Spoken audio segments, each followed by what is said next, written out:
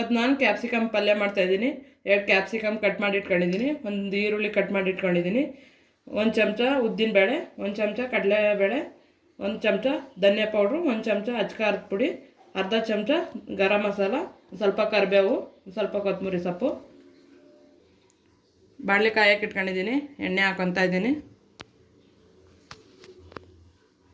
ಉದ್ದಿನಬೇಳೆ ಹಾಕೊತಾ ಇದ್ದೀನಿ, ಕಡಲೆಬೇಳೆ ಹಾಕೊತಾ ಇದ್ದೀನಿ.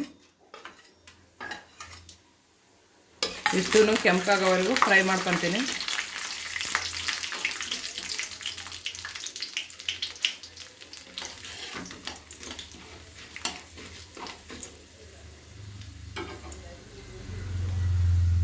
ಸಾಸಿವೆ ಹಾಕೊತಾ ಇದ್ದೀನಿ, ಸ್ವಲ್ಪ ಕರಿಬೇವು ಹಾಕೊತಾ ಇದ್ದೀನಿ, ಈರುಳ್ಳಿ ಹಾಕೊತಾ ಇದ್ದೀನಿ. ಇನ್ನು ಚೆನ್ನಾಗಿ ಕೆಂಪಾಗೋವರೆಗೂ ಫ್ರೈ ಮಾಡ್ಕೊತಾ ಇದ್ದೀನಿ.